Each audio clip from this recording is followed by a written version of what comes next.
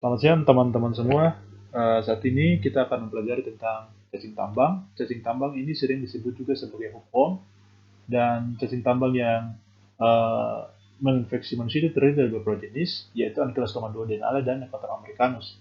Selain jenis cacing tambang yang dapat menginfeksi terdiri dari dua jenis cacing tambang ini, tetapi ada jenis cacing tambang lainnya, yaitu misalnya Ankylostoma brasiliensis dan Ankylostoma selanicum dan juga Ankylostoma caninum. Nah, ketika jenis cacing ini dia lebih banyak menginfeksi binatang. Seperti apa?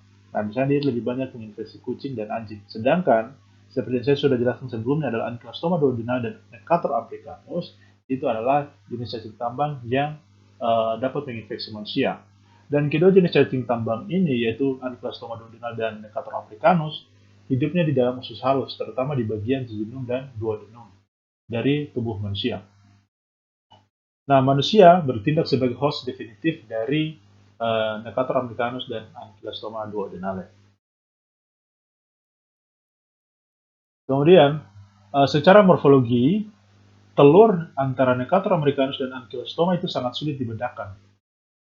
Nah, kemudian telur cacing tambang yaitu Necator africanus dan Ankylostoma itu berukuran sekitar panjangnya 65, sedangkan lebarnya itu adalah 40 mikro. Dan telur ini dia berbentuk lonjong, tidak berwarna. Kemudian dinding telurnya tipis, transparan atau tembus sinar, dan juga itu dalam telur itu dia itu berisi embrio. Dan kemudian embrio dia akan berkembang menjadi larva. Nah, larva dari cacing tambang itu dia terdiri dari dua jenis stadium, yaitu stadium rabitiform dan stadium larva filariform. Stadium rabitiform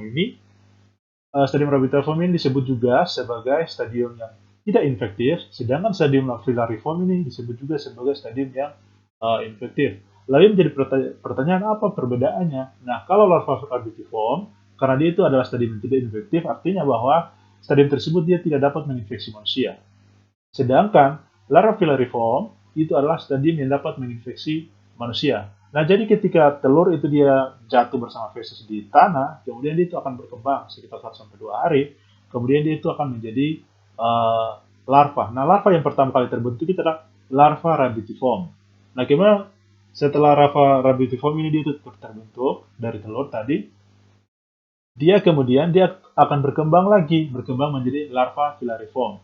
Dari yang awalnya rabitiform kan belum bersifat infektif. Kemudian dia berkembang menjadi larva filariform. Nah, larva filariform ini adalah larva yang sudah infektif terhadap tubuh manusia. Dan ketika dia sudah menjadi larva filariform, maka dia sudah dapat menginfeksi tubuh manusia. Kalau masih dalam bentuk larva rabitiform, maka dia belum bisa menginfeksi tubuh manusia.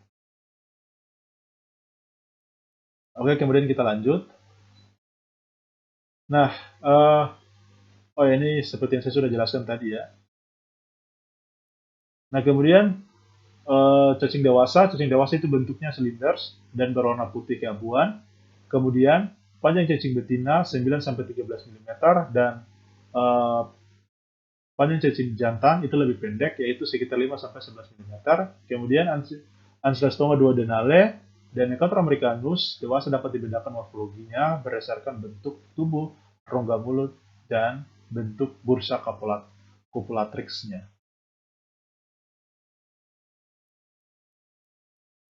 Oke, ini adalah perbedaan morfologi antara Ankylostoma duodenale dan Necator americanus. Dan ini adalah bagian dari bursa copulatrixnya. Jika teman-teman di sini adalah terdapat perbedaan ya.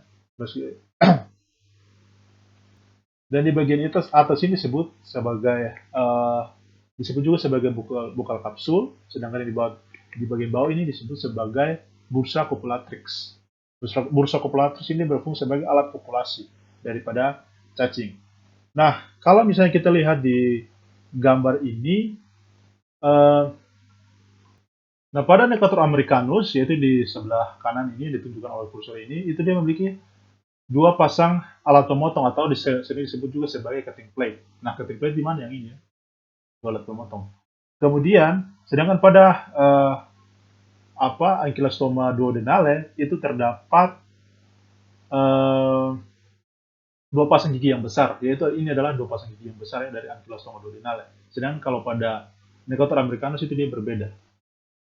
Oke, itu adalah perbedaan kalau kita lihat secara morfologinya dari antara Necator americanus dan Ankylostoma duodenale pada uh, apa namanya morfologi dari Ankylostoma duodenale dan Necator americanus yang sudah dewasa. Sedangkan bentuk lainnya itu kalau misalnya perbedaan antara Necator americanus dan Ankylostoma duodenale itu adalah bentuk tubuh dari cacing dewasa. Kalau untuk Ankylostoma duodenale itu berbentuk mirip seperti huruf C, sedangkan pada cacing dewasa dari Necator americanus dia itu berbentuknya itu seperti huruf S.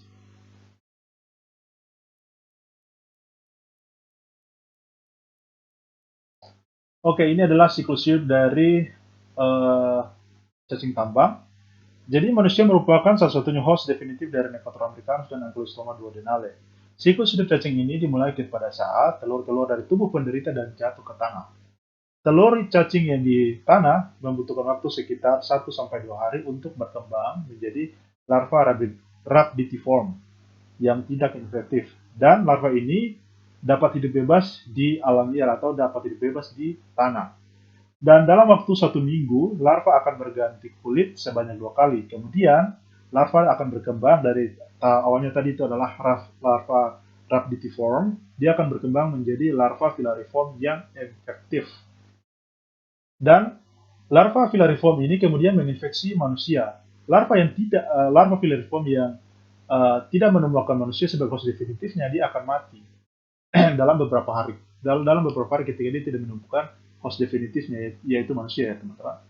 Nah kemudian bagaimana larva ini dia dapat menginfeksi manusia, yaitu dia dapat menembus kulit manusia. Yaitu misalnya ketika misalnya ada pekerja yang bekerja tidak menggunakan sarung tangan, atau dia berjalan mungkin tidak menggunakan alas kaki, maka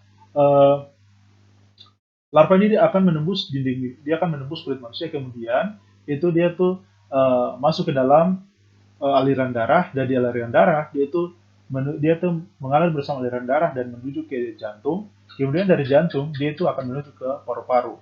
Nah di paru-paru larva akan menembus alveoli, kemudian dia itu menuju ke bronkus. Nah setelah dari bronkus kemudian dia akan menuju ke trakea. Nah di trakea pada saat manusia tersedak artinya misalnya tiba-tiba dia merasa batuk, maka larva itu tersebut kemudian dia akan masuk ke dalam saluran pencernaan di dalam tubuh manusia. Jadi dia kemudian ketika manusia tersedak atau batuk, dia akan menelan larva tersebut. Nah larva tersebut kemudian itu akan masuk ke dalam usus halus. Nah di usus halus, larva akan berkembang menjadi cacing dewasa. Nah cacing dewasa hidup di dalam usus halus, dan mulut dari cacing dewasa dia akan menempel pada mukosa dinding usus halus. Dan cacing dewasa kemudian akan melakukan perkawinan dan menghasilkan telur. Nah cacing dewasa dari cacing betina dari Necator americanus setiap harinya dapat memproduksi sekitar 9.000 butir telur per hari. Sedangkan Ankylostoma duodenale dapat memproduksi telur sekitar 10.000 butir per hari. Jadi 9.000 butir untuk Necator americanus itu untuk satu cacing betina dari Necator americanus, sedangkan satu cacing betina dari Ankylostoma duodenale dapat menghasilkan 10.000 butir telur per hari. Dan kemudian ketika telur tersebut bagaimana dia dapat keluar? Telur tersebut itu dia keluar ketika penderita itu dia akan BAB. Ketika dia BAB, maka dia akan mengeluarkan telur tersebut. Pada awalnya kan dia akan bercampur dengan feses atau dengan tinja. Nah ketika penderita dia BAB, maka telur tersebut itu akan ikut keluar bersama dengan feses.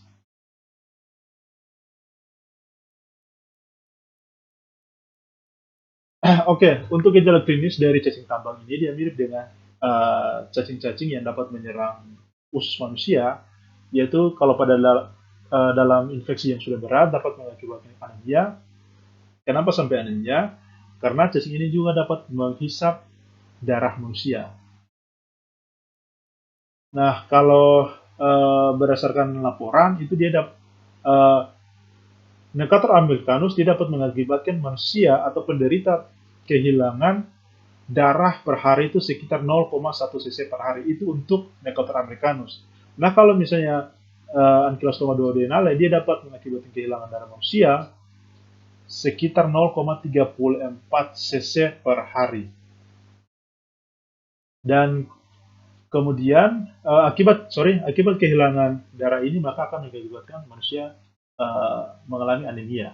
Nah, kemudian ada gangguan pencernaan yang menyebabkan terjadinya nyeri epigastrium. Selain itu juga karena ada sembelit, kemudian diare dan juga ada steator, dan juga ada ground itch. Nah, ground itch ini terjadi akibat gatal. Ground itch ini merupakan gatal di kulit. Nah, gatal ini itu adalah gatal di daerah tempat masuknya larva filariform. Jadi ketika filariform dia masuk ke dalam kulit, maka dia akan menyebabkan gatal di tempat larva tersebut dia masuk. Misalnya kalau dia masuk melalui telapak kaki, misalnya kulit di telapak kaki, berarti kulit di telapak kaki itu dia akan terasa gatal, dan terasa gatal itu biasanya juga diikuti dengan nyeri ya, dan kalau keadaan seperti itu disebut dengan ground itch. Dan kemudian ada juga bronkitis. Nah, bronkitis ini terjadi karena apa? Karena terjadi migrasi larva di dalam paru-paru. Jadi kalau misalnya larva itu berimigrasi, yang pertama kan dia itu melalui aliran darah dari jantung menuju ke paru-paru. Nah, di paru-paru kan dia akan melakukan migrasi, itu dia akan menembus ini alveolus, dan dia itu menuju ke bronkus. Nah, di situ dia akan mengakibatkan terjadinya bronkitis yang ditimbulkan misalnya batuk-batuk, dan kadang-kadang juga batuk. Pada kasus-kasus tertentu ya tidak, ini jarang terjadi, tapi pada kasus tertentu itu disertai dengan dahaknya itu di dalam dahak atau dalam batuknya itu terdapat darah.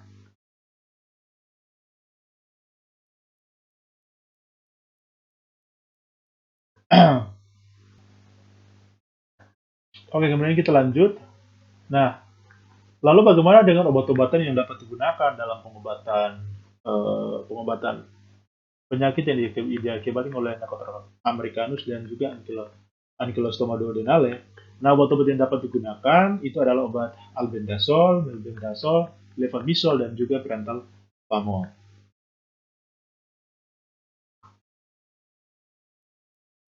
Oke, mungkin ini adalah slide terakhir. Oh, ini adalah pencegahan yang dapat digunakan. Pada umumnya itu kalau misalnya dalam pencegahan berarti kita harus memberikan edukasi dan promosi kesehatan dan lain sebagainya. Nah, kalau misalnya pencegahan daripada cacing tambang ini yaitu ya pengobatan kepada penderita. Tujuannya apa? Tujuannya adalah untuk memutus rantai penularannya. Ketika misalnya penderita dia sudah diobati, maka dengan tujuan dia sudah tidak dapat menularkan dia sudah tidak dapat menularkan cacing tambang kepada orang lain. Apalagi kalau penderita ini dia perilaku gaya hidupnya itu kurang bagus. Misalnya dia itu BAB-nya sembarangan, BAB di kebun dan lain sebagainya. Nah, kemudian pengobatan massal di daerah endemis dan juga itu penggunaan jamban.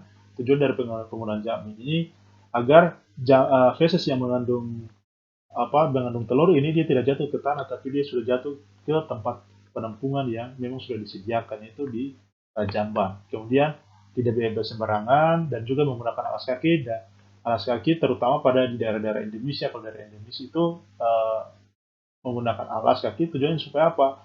Tujuannya supaya karena dari siklus hidup kan larva filariform kan dia akan menembus kulit manusia kan. Nah, dengan menggunakan alas maka larva filariform itu dia akan tidak dapat menembus dinding manusia. Karena apa? Karena sudah terdapat alasnya, sudah ada pelindung tubuh, sehingga larva itu dia tidak akan menembus kulit lagi. Sehingga ketika dia tidak menembus kulit, maka dalam beberapa waktu ke depan maka larva itu dia akan mati. Dengan demikian maka tidak akan terjadi infeksi pada tubuh manusia. Oke, mungkin ini saja materi tentang cacing tambang.